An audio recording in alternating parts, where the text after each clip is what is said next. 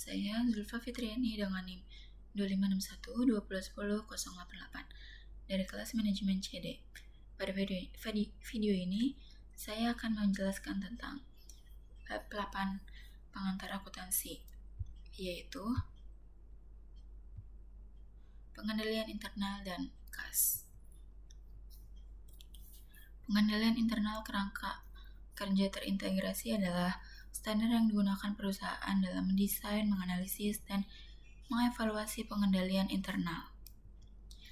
Tujuan pengendalian internal yaitu pengamanan aset, informasi akurat, kepatuhan terhadap hukum dan regulasi. Unsur-unsur pengendalian internal yaitu 5 unsur pengendalian internal atau elements internal control yang ditetapkan oleh kerangka kerja terintegrasi. 1. Lingkungan pengendalian. 2. Penilaian risiko. 3. Prosedur pengendalian. 4. Pengawasan. Dan 5. Informasi dan komunikasi. Selanjutnya, ancaman terhadap pengendalian. Penilaian risiko, prosedur pengendalian, pengawasan. Informasi dan komunikasi, ada manajemen dan perusahaan. Lingkungan pengendalian. 3 faktor yang mempengaruhi lingkungan pengendalian perusahaan adalah sebagai berikut. Yang pertama itu struktur organisasi, ada karyawan, kebijakan personalia, filosofi manajemen, dan gaya operasi. Penilaian risiko. Semua perusahaan menghadapi risiko seperti perubahan permintaan pelanggan, ancaman persaingan, perubahan peraturan, perubahan dalam faktor-faktor ekonomi. Manajemen harus menilai risiko-risiko tersebut dalam melakukan tindakan-tindakan yang diperlukan untuk mengendalikannya. Prosedur pengendalian dibuat untuk memberikan keyakinan yang memadai bahwa tujuan perusahaan dapat dicapai, termasuk mencegah kecurangan. Prosedur pengendalian merupakan unsur pengendalian internal yang paling penting. Meliputi hal berikut ini. 1. Personal yang kompeten atau rotasi kerja dan cuti wajib. 2. Pemisahan tanggung jawab untuk operasi yang berkaitan. 3. Operasional penyimpanan aset dan akuntansi. 4. Bukti dan langkah-langkah keamanan. Prosedur pengendalian internal. Ancaman terhadap pengendalian itu personel yang kompeten, rotasi kerja dan cuti wajib, pemisahan tanggung jawab untuk operasi yang berkaitan, pemisahan operasional, penyimpanan aset dan akuntansi, bukti, dan tindakan keamanan. Pengawasan terhadap sistem pengendalian internal dapat menemukan kelemahan-kelemahan dan memperbaiki efektivitas pengendalian, termasuk memantau perilaku karyawan dan sinyal peringatan dari sistem akuntansi. Sinyal peringatan atas masalah pengendalian internal. Tanda peringatan sistem dari manusia. 1. Perubahan drastis gaya hidup. 2. Hubungan yang akrab dengan pemasok. 3. Menolak pengambilan cuti. 4. Sering berhutang ke karyawan lain. 5. Mengonsumsi alkohol atau obat-obatan berlebihan. Tanda peringatan sistem akuntansi. 1. Dokumen hilang atau jeda nomor transaksi. 2. Peningkatan luar biasa pengembalian uang ke pelanggan. 3. Perbedaan antara penerimaan kas harian dan setoran bank. 4. Peningkatan mendadak pembayaran yang terlambat. Dan yang terakhir, penundaan pencatatan transaksi. Informasi mengenai lingkungan pengendalian. Penilaian risiko, prosedur pengendalian serta pengawasan dibutuhkan manajemen untuk mengarahkan operasi dan memastikan kepatuhan pada pelaporan, hukum dan peraturan yang diperlukan. Manajemen juga dapat menggunakan informasi eksternal untuk menilai kejadian dan kondisi yang dapat berpengaruh pada pengambilan keputusan dan pelaporan eksternal. Sistem pengendalian internal hanya dapat memberikan keyakinan memadai, bukan jaminan. Hal ini disebabkan faktor-faktor berikut. Pengendalian elemen manusia dan pertimbangan biaya manfaat. Pengendalian kas terhadap penerimaan dan pembayaran. Kas meliputi uang logam, uang kertas, cek, giro, wesel, dan simpanan uang yang tersedia. Simpanan uang yang tersedia di bank atau institusi keuangan lainnya siap untuk ditarik kapan saja juga disebut kas. Biasanya, yang dianggap kas oleh sebagian besar orang adalah untuk jenis uang yang diterima oleh bank untuk disimpan di rekening tabungan. Sebagai contoh, cek yang dapat Anda uangkan biasanya dapat disimpan di bank dan hal itulah yang dianggap sebagai kas. Sebuah perusahaan dapat memiliki beberapa rekening bank, misalnya satu digunakan untuk pembayaran secara umum dan satunya lagi untuk pembayaran gaji. Untuk setiap rekening bank, perusahaan biasanya membuat satu akun buku besar tersendiri. Kas adalah aset perusahaan yang paling mungkin untuk dicuri dan digunakan secara tidak benar dalam kegiatan bisnis. Untuk alasan ini, sebuah bisnis harus mengendalikan kas dan transaksi kas secara hati-hati. Pengendalian terhadap penerimaan kas. Untuk melindungi kas dari pencurian dan penyalahgunaan, perusahaan untuk mengendalikan kas sejak diterima sampai kas disimpan bank. Biasanya perusahaan menerima kas dari dua sumber utama, yaitu pelanggan. Pelanggan yang membeli barang atau jasa dan pelanggan yang membayar piutangnya. Pelanggan yang penting untuk melindungi kas yang diterima di penjualan langsung tunai adalah mesin kasir. Kas yang diterima dari penjualan tunai, yaitu pelanggan, kas, struk pembayaran, departemen akuntansi, ayat jurnal. Dan untuk barang dan penjualan yaitu kas, departemen kasir, setoran bank kan, bukti setoran, departemen akuntansi, dan ayat jurnal. Kasir dapat membuat kesalahan memberi uang kembalian untuk pelanggan atau memasukkan nilai penjualan tunai. Sebagai akibatnya, jumlah uang di tangan berbeda dari jumlah penjualan tunai. Selisih tersebut akan dicatat dalam akun kas kurang atau kas lebih, cash short and over. Sebagai ilustrasi, asumsikan data mesin kasir pada 3 Mei sebagai berikut. Total kas pada mesin kasir untuk penjualan tunai sebesar 35.690.000. Kas yang diterima pada penjualan tunai 35.668.000. Penjualan tunai menerima kas dan kekurangan kas sebesar 22.000 akan dicatat sebagai berikut. Jika uang lebih, kas kurang atau lebih akan dikreditkan untuk kelebihan tersebut pada akhir periode akuntansi. Saldo debit akun kas kurang atau lebih dimasukkan dalam beban lain-lain pada laporan laba rugi. Saldo kredit akun tersebut dimasukkan dalam bagian penghasilan lain-lain.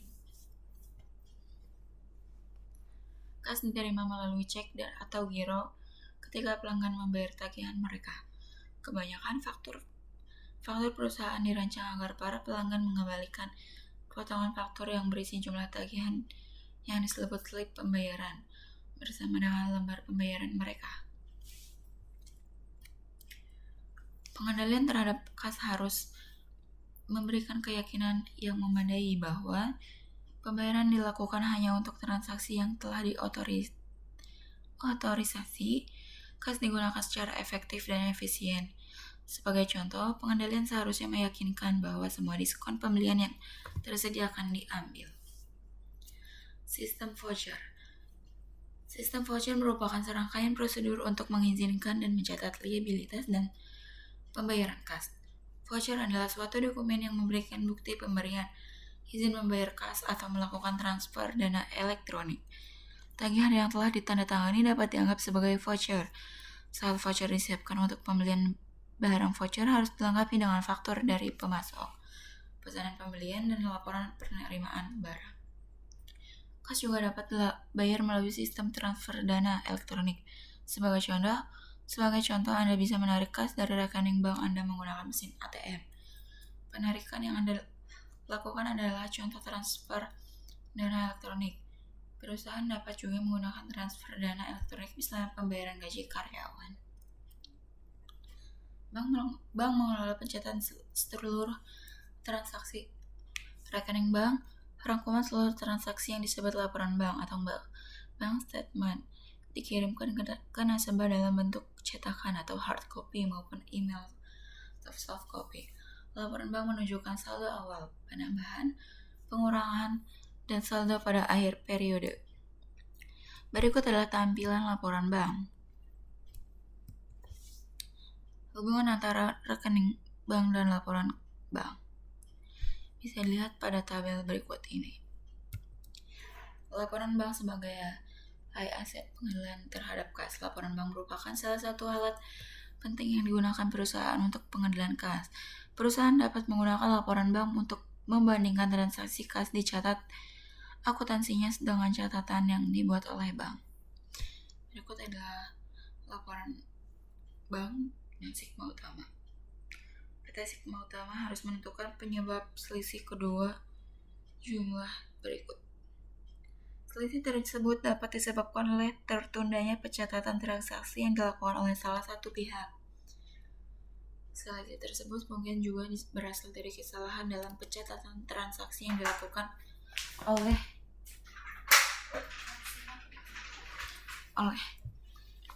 perusahaan atau bank.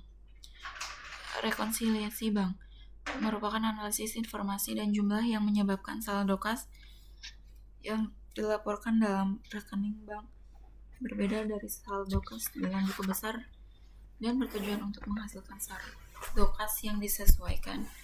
Saldo kas disesuaikan dengan ditentukan dalam rekonsiliasi bank dilaporkan dalam laporan keuangan.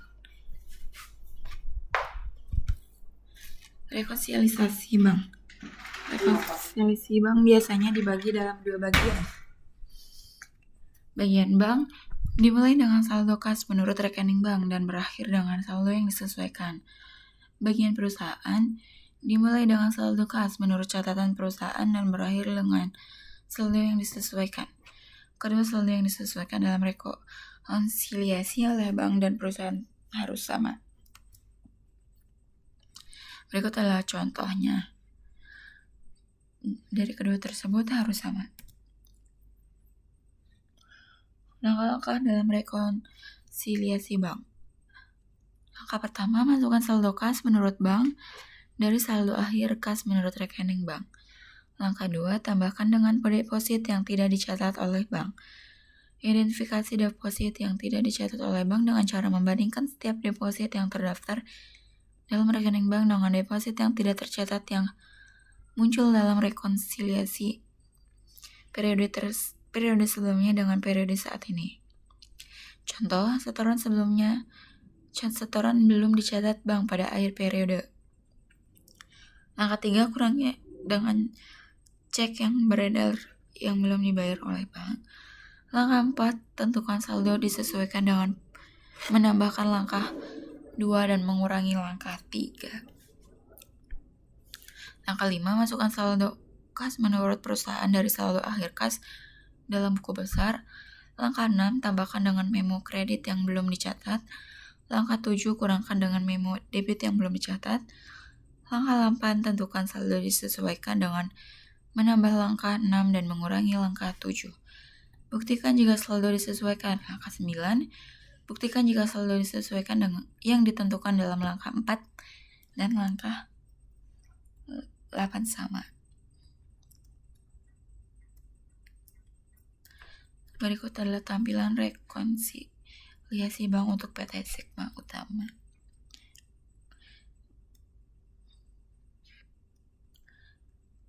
Perusahaan biasanya harus membayar sejumlah pengeluaran kecil seperti perangko, perlengkapan kantor, atau perbaikan kecil. Dana kas biasanya diisi kembali pada jarak periode atau saat dana habis atau mencapai jumlah minimum. Saat dana kas kecil diisi kembali, akun yang didebit ditentukan dengan merangkum penerimaan kas kecil. Kemudian cek ditulis sejumlah ini dan dimasukkan dalam kas kecil. Asumsikan bahwa dana kas kecil sebesar 500.000 dibentuk pada tanggal 1 Agustus. 1 Agustus kas kecil sebesar 500.000 dan kasnya sebesar di kredit yaitu 500. Kas kecil didebit jika dana kas kecil dibuat ketika jumlah dana dinaikkan. Ketika kas kecil dikredit ketika jumlah dana kas kecil diturunkan. Pada akhir bulan Agustus, bukti kas kecil menunjukkan pengeluaran untuk pos-pos berikut. Perlengkapan kantor 380.000, perangko 22.000, perlengkapan 35.000, beban administrasi lain-lain 30.000. Dan totalnya yaitu 467.000. Ayat jurnalnya bisa dilihat pada tabel berikut ini. Kas biasanya dicatat sebagai yang pertama dalam bagian aset lancar di laporan posisi keuangan. Perusahaan dapat memiliki jumlah kas melebihi kebutuhan operasinya dan biasanya perusahaan menginvestasikan kasnya dalam investasi yang sangat liquid untuk memperoleh bunga. Investasi semacam ini disebut setara kas atau cash equivalence. Laporan posisi keuangan kedai kopi yang menyajikan kas ditunjukkan sebagai berikut. Bisa dilihat pada tabel berikut ini.